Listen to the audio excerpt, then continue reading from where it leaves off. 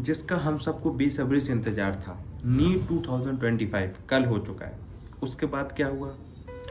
लाखों की तादाद में जो बच्चे हैं उनके सपने टूट गए। लाखों की दो तादाद में बच्चे, उनके दिमाग में, उनके चेहरों पे सिर्फ खुशी नहीं, उसके साथ साथ आंसू भी हैं। जो पेरेंट्स हैं अपने बच्चों को देख के इतना ज़्यादा सैड फील कर रहे हैं, इतना ज़्यादा डिप्रेस्ड फील कर रहे हैं। ये एग्ज़ाम, वन एग्ज़ाम ने इस कदर का माहौल डिप्रेस्ड कर दिया है हर उस घर में जिस घर से किसी ने इस फॉर्म को अप्लाई किया हुआ था। इस फॉर्म के बाद, इस पेपर के बाद क्या हुआ? सारे के सारे बच्चों के ड्रीम्स टूट गए। सारे के सारे पेरेंट्स की फाइनेंशियल कंडीशन धीमे धीमे ख़राब होने लगी। बट वो जो कोचिंग इंडस्ट्रीज़ हैं, जो इन पूरे के पूरे सिस्टम को, एजेंडा को चला रही हैं, वो कल रात में बोल रहे थे पेपर बहुत टफ आया है। 2016 के बाद, 2021 के बाद सबसे हार्डेस्ट पेपर है वो 2025 में आया। आज वो क्या बोल रहे हैं? आज वो फिर अपनी मार्केटिंग एजेंडा में उतर आए हैं। एक साल की मेहनत से अगर आप पीछे हट जाएंगे तो वो जो आपकी एक सीट थी वो कहाँ जाएगी? आपकी एक सीट 2026 में आपके लिए बचा के रख दी गई है। फिर वो बच्चे, फिर वो पेरेंट्स एक बार हौसले से उठेंगे और 2026 में इसी के साथ फिर वो हौसला गिरा दिया जाएगा। क्यों इंडिया में इन कुछ एग्जाम्स की, आपको पता है वो कौन कौन से एग्जाम है, कुछ एग्जाम की क्यों इतनी ज़्यादा वैल्यू दे दी गई है और क्यों इतने 20-20, 25-25 लाख यूथ इसमें इंडल्ज हो रहा है? क्या एक यही ही रूट है जिससे एक इंसान अपने ड्रीम्स पूरे कर सकता है? क्या एक यही ही करियर पाथ है जो बस बचा हुआ है? इसके अलावा कुछ भी नहीं है।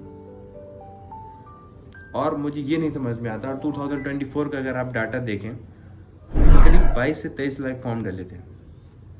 सीटें कितनी थी? मान लो 1 लाख सीटें थी, तो वो 20 लाख, 15 लाख, 10 लाख, 5 लाख बच्चों का क्या? उनके घरों में मातम का माहौल होगा कि नहीं होगा? जिनके पेरेंट्स ने लोन ले गए, जिनके पेरेंट्स ने अपनी लैंड को बेच के, जिनके पेरेंट्स ने अपने रिश्तेदार से उधार लेके बच्चों को अपनी लाख लाख की कोचिंग की फीस दी हुई थी, उनका क्या? अगर कोचिंग सेंटर वाला बच्चों के ड्रीम्स के पीछे भाग रहा है तो ये अरबों की फीस, खरबों की ये आप जो बिल्डिंग बनाए हुए हैं तो बच्चों के पैसे से तो बना रहे हैं, उनको सपोर्ट क्यों नहीं?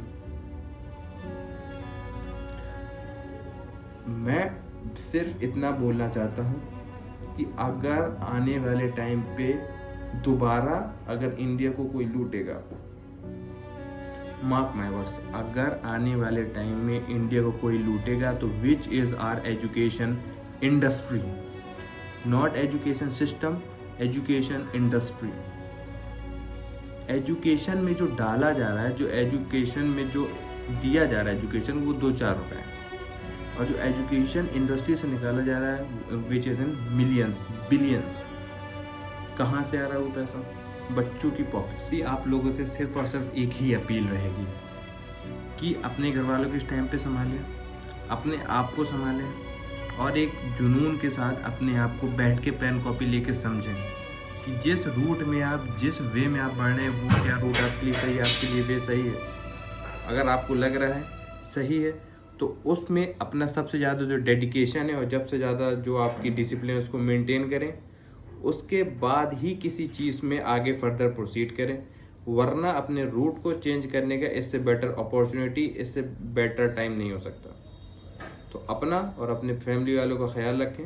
मिलते हैं नेक्स्ट वीडियो में, जब तक take care, bye bye, good bye.